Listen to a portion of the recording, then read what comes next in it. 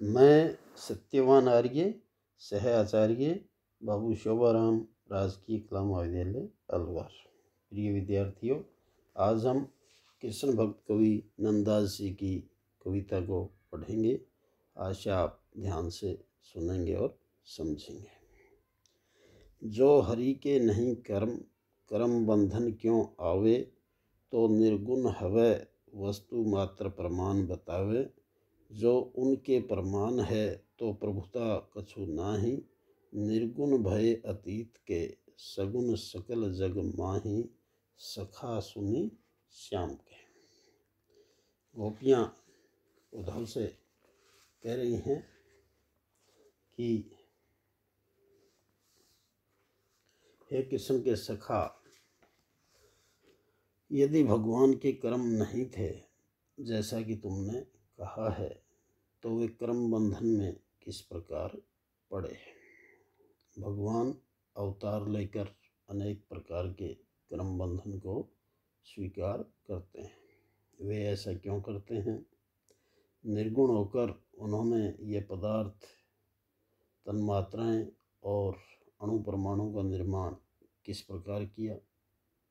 यदि प्रभु को तुम आकार में मानते हो तो प्रभु की सर्वव्यापकता नष्ट हो जाएगी।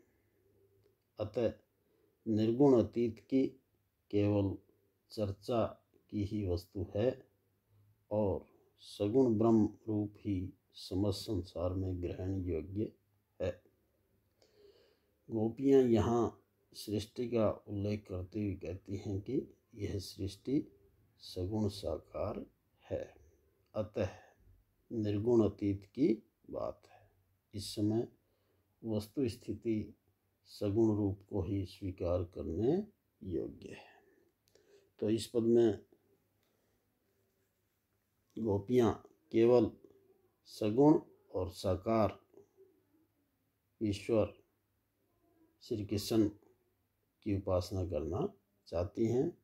उनका निराकार निर्गुण में किसी प्रकार का कोई विश्वास नहीं है।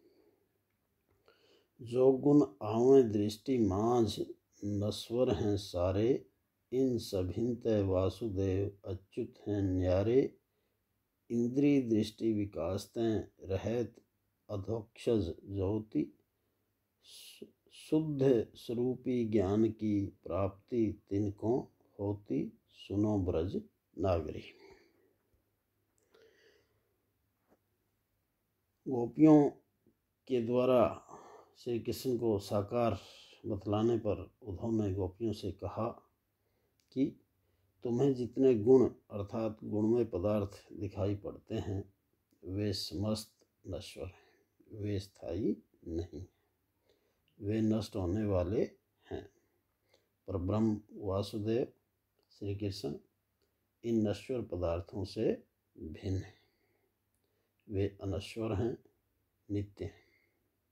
उनकी ज्योति साधारण इंद्रिय से नहीं दिखाई पड़ती है। जो सगुण साकार रूप इंद्रियों में विकार होने के कारण ही दिखाई पड़ता है, उनका वास्तविक रूप वे ही जान पाते हैं जिन्हें परब्रह्म के शुद्ध स्वरूप का ज्ञान होता है। परब्रह्म के शुद्ध स्वरूप के ज्ञाता ही उन्हें प्राप्त कर सकते हैं। अगला पद देखें।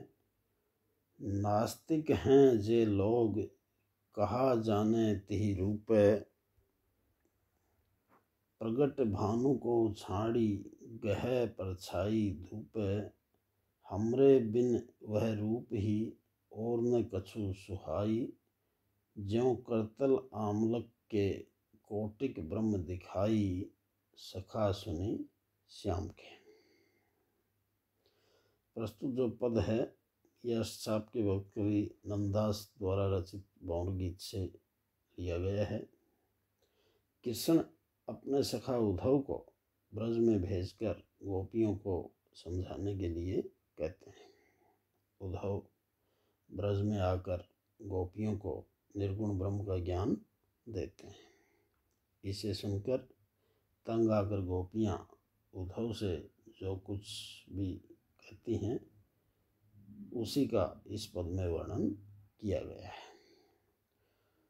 उद्धव के इस प्रकार के दार्शनिक वाद विवाद से खींचकर गोपियाँ कहती हैं, हे श्याम के सखा, जो लोग नास्तिक हैं, जिन्हें ईश्वर की सत्ता में विश्वास नहीं है, वे निज रूप को,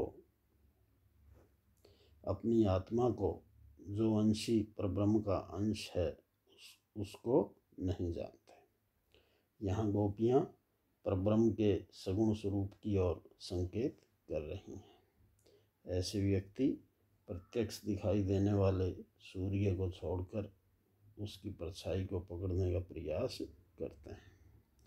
इसी प्रकार कृष्ण, जो सौंदर्यमय स्वरूप प्रत्यक्ष दिखाई दे रहा है, उसे छोड़कर निर्गुण निराकार की उपासना नास्तिक लोग ही करते हैं, क्योंकि उनमें श्रद्धा और भक्ति का अभाव रहता है। हमें तो कृष्ण के सौंदर्यमय रूप को छोड़कर और कुछ भी अच्छा नहीं लगता, इसलिए अपने ब्रह्म को अपने ही पास रखो। श्री कृष्ण के अद्भुत सौंदर्य में हम तुम्हें करोड़ों ब्रह्म हाथ में रखे आंवले की तरह दिखा सकते हैं। भाव यह है कि आपके ब्रह्म व योग आदि में हमारी कोई रुचि नहीं। उदाहरण अलंकार का प्रयोग हुआ है। अगला पद देखें।